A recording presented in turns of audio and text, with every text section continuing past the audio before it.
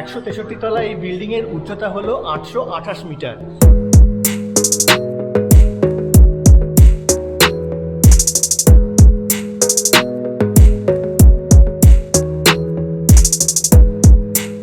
Please please অনেক হয়েছে, আর photo তুলবেন না।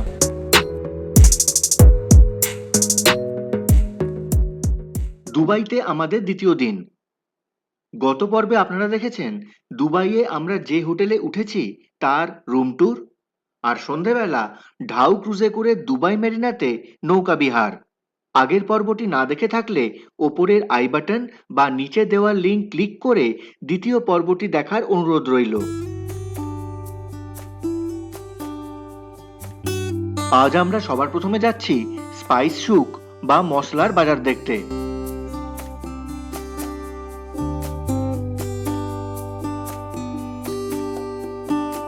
এই যে জলের রেখাটা দেখছেন, এটাকে বলে দুবাই ক্রিক, যেটা পেরোলেই বুর দুবাই মিনা বাজার। মাত্র 1 দিরহাম খরচ করে এপারে দিরা দুবাই থেকে নৌকা করে ওপারে বুর দুবাই যাওয়া যায়। স্পাইস মার্কেটের কাছাকাছি চলে এসেছি। সকাল 9:30টার সময় হোটেল থেকে বেরিয়েছি, আর এখন আমি আছি দুবাই স্পাইস সুকে, মানে স্পাইস মার্কেটে। এই মার্কেটের বড় বড় দোকানের একটাতে ঢুকলাম। আলো ঝলমলে দোকানটি জিনিসপত্রে ভরপুর। বিভিন্ন ধরনের আতর সুগন্ধির গন্ধে চারিদিক ম ম করছে।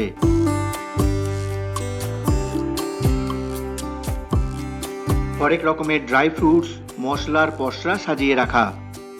রং বেরঙের চকলেট, জাফরানের সম্ভার দেখে চোখ ধাঁধিয়ে যায়।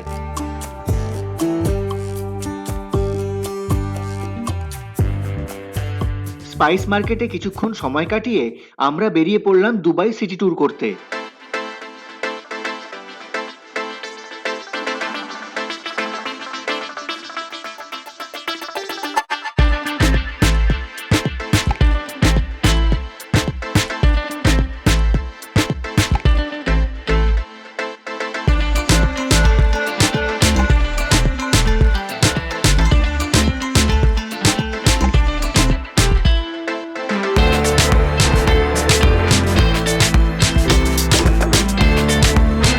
সামনের এই আন্ডার ওয়াটার টানেল দিয়ে আমরা দিরা দুবাই থেকে বুর দুবাই যাচ্ছি। হ্যাঁ, পানি के नीचे से एकदम पानी के नीचे से वाइट लाइट शुरू हो जाएंगी, वहां से हम लोग पानी के नीचे आ जाएंगे। अच्छा।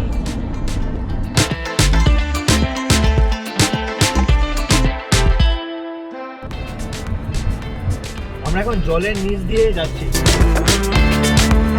Welcome to Bur Dubai. Queen Elizabeth 2 5-star hotel.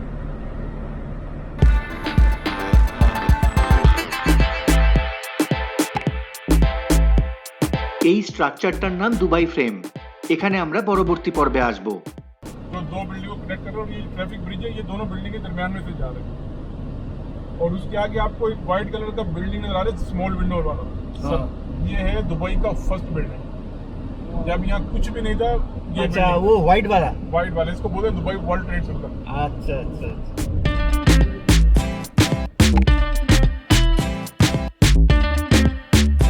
এই মসজিদটার নাম জাবিল মস্ক। सर ये लाल रंग इसलिए, जहाँ भी लाल रंग दिखेगा वहाँ पे रोड का स्पीड कम होता है। अच्छा, अभी यहाँ पे हम लोग पहले आए थे, वहाँ 60 था, यहाँ 40 हो गया। अच्छा। जहाँ भी स्पीड कम होगा वहाँ पे रेड रंग ऐसा वो आ जाएगा, लाइन आ जाएगा। ये शेख मोहम्मद का palace, Zabeel palace. Zabeel palace.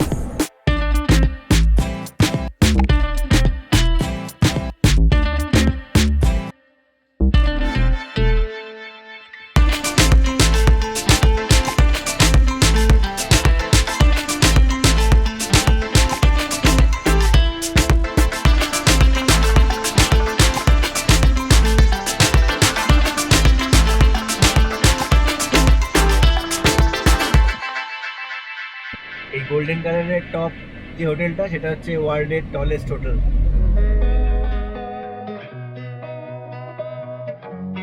Sephora hotel, tallest hotel.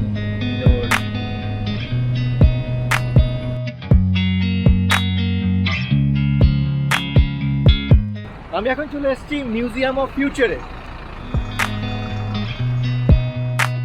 গাড়ি থেকে নেমে মিউজিয়ামের দিকে হেঁটে যাওয়ার সময় সামনে দেখি একটা বড় লিমুজিন। লিমুজিনের মায়া কাটিয়ে চোখ গেল টোরাস আকৃতির অদ্ভুত দর্শন মিউজিয়ামের দিকে।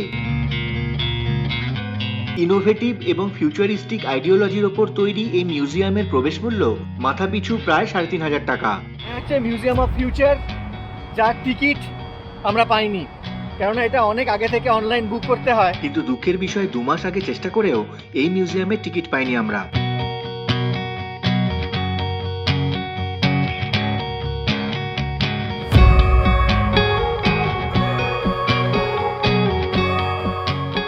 পুরনো দুবাইয়ের এই ছবিটা নিশ্চয়ই অনেকেই দেখেছেন, যেখানে একটি টয়োটা কোম্পানির বিল্ডিং মাথা উঁচু করে দাঁড়িয়ে মরু শহরের বুকে। আসুন এবারে এখন সেই বিল্ডিংটা আপনাদের দেখাই। এই হলো সেই টয়োটা বিল্ডিং। এখন যে জায়গাটা দিয়ে যাচ্ছি সেই জায়গাটার নাম হচ্ছে সাতওয়া। এখানে ফিলিপাইন লোকরা থাকেন।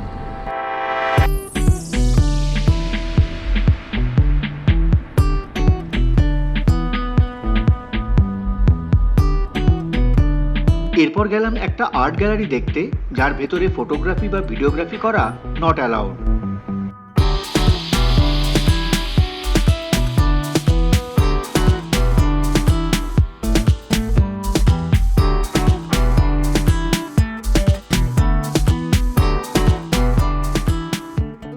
আর্ট গ্যালারি থেকে বেরিয়ে গেলাম দুবাই মেরিনার আশপাশটা ঘুরে দেখতে। বাইরে প্রচন্ড রোদ আর গরম হওয়াতে গাড়ি থেকে আর নামলাম না। সোজা রওনা দিলাম ওয়ার্ল্ডের টলেস্ট বিল্ডিং বুর্জ খলিফার উদ্দেশ্যে। গাড়ি পার্কিংয়ে আমাদের নামিয়ে দিল। এখন আমি যাচ্ছি Burj Khalifa at the top. Driver বলেই দিয়েছে বেশ খানিকটা হাঁটা পথ। বুর্জ খলিফার নিচে মলের বিভিন্ন অংশ পেরিয়ে হেঁটে চলেছি। At the top Burj Khalifa. Parking থেকে অনেকটাই দূর, প্রায় ১৫-২০ মিনিট তো হাঁটতে হয়। বুর্জ খলিফার ১২৪ এবং ১২৫ তলায় ওঠার অনলাইন টিকিট আগেই বুক করা ছিল। এখানে একটা কাউন্টারে অনলাইন বুকিং রিসিপ্ট দেখিয়ে টিকিটের হার্ড কপি নিয়ে নিলাম। বুর্জ খলিফার ১২৪ ও ১২৫ তলায় ওঠার টিকিট মূল্য ভারতীয় মুদ্রায় মাথাপিছু প্রায় ৪০০০ টাকা। Let's go to at the top.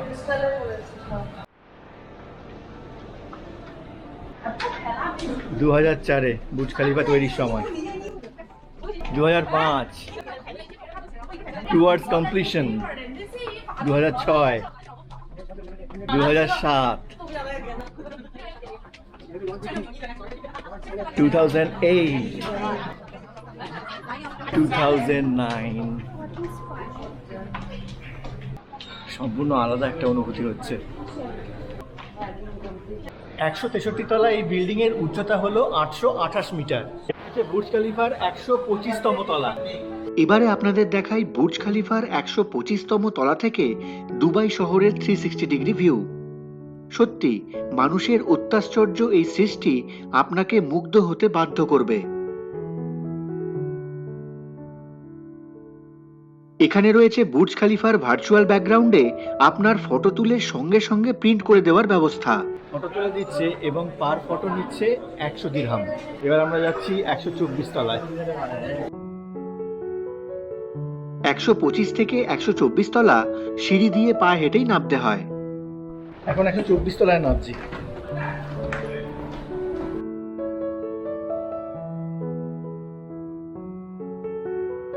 এটা হচ্ছে বুর্জ খলিফার ১২৪ নম্বর তলা।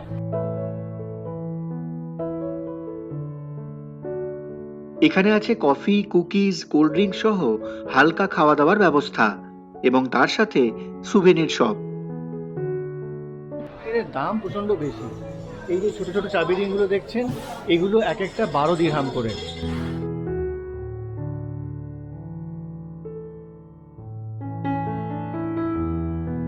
বুর্জ খলিফার রূপকারদের ছবি এখানে কি সুন্দরভাবে দেখানো হয়েছে দেখুন।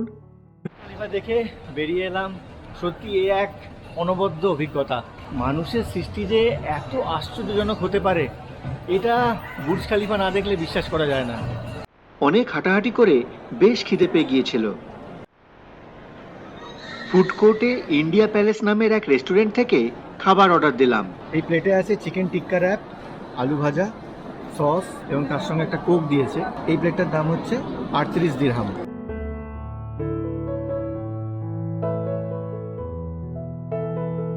ফুড কোর্টের পাশের এক সুভেনির শপ থেকে কেনাকাটা করে গেলাম দুবাই মলের ভেতরেই দুবাই অ্যাকোয়ারিয়াম দেখতে।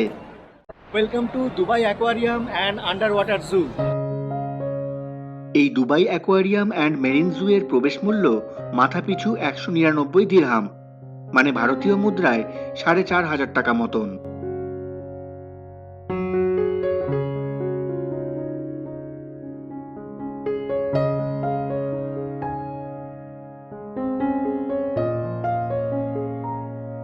দুবাই মলের ভেতরে এ যেন এক আশ্চর্য মায়াবী জগৎ।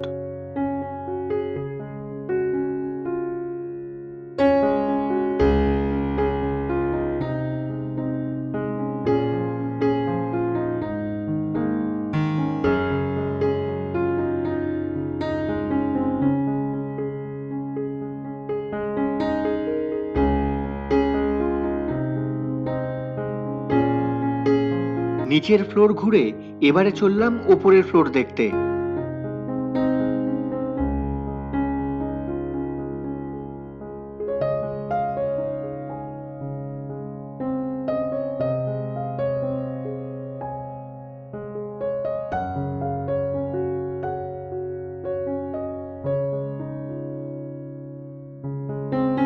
চলুন এবার রেন ফরেস্টের জলজ প্রাণী ও মাছেদের দেখে নিই।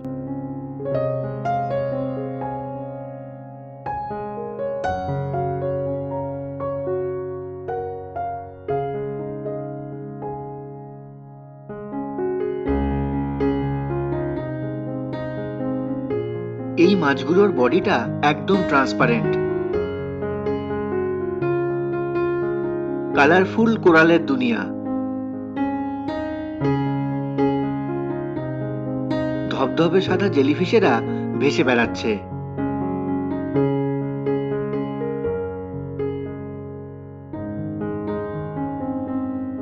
এর নাম প্যারট ফিশ। কাছিমটি জলের নিচে ডুব সাঁতারে ব্যস্ত।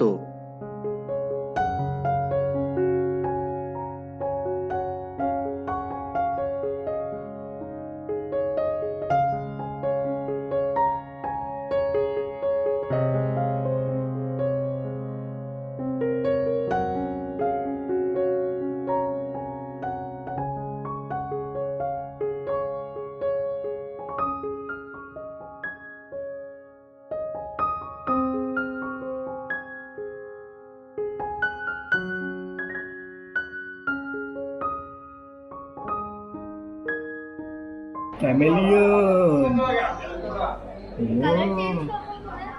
কেমন লাগলো ন্যারো ব্রিজ?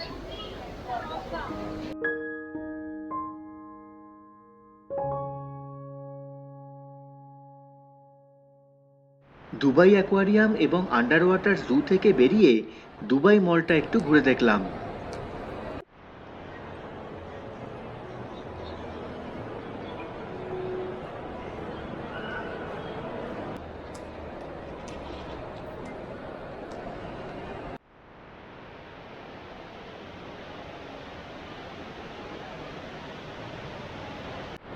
দেখুন দুবাই মলের ভেতর আইস রিঙ্ক।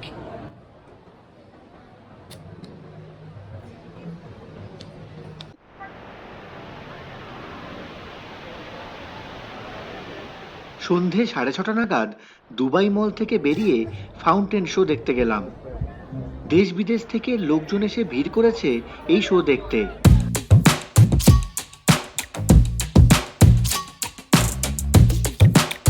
গানের তালে তালে ফাউন্টেন শো আর সাথে বুর্জ খালিফার উপর লাইটিং এর চমক দেখে মুগ্ধ হতে হয়।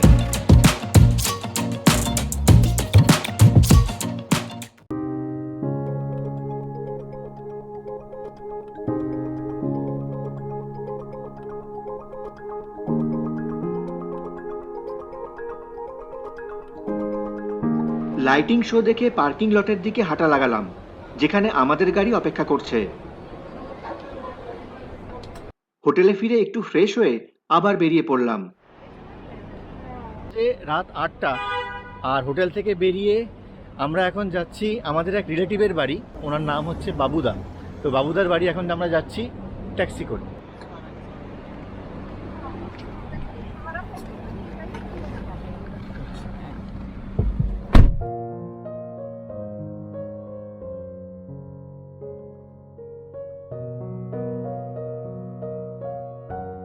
বৌদি থেকে জানতে পারলাম যে এই দিকটা হচ্ছে দুবাই, আর এদিকটা হচ্ছে মানে এই বর্ডারের পরই হচ্ছে শারজা। তো যে 7খানা এমিরেটস আছে ইউএইতে, তার মধ্যে 2টো এমিরেটস, দুবাই অ্যান্ড শারজা। চলে এসেছি শারজার সাহারা মলে।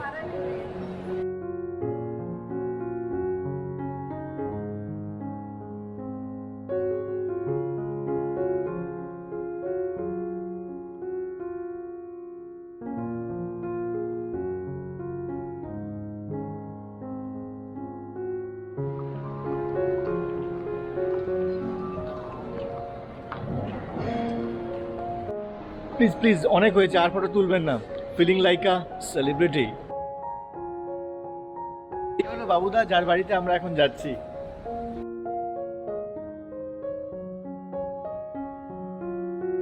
বাবুদার ফ্ল্যাটের ব্যালকনি থেকে রাতের ঝলমলে শারজা দুবাইয়ের ভিউটা ছিল জাস্ট অসাধারণ। আড্ডা গল্পে সময়টা বেশ ভালোই কাটলো।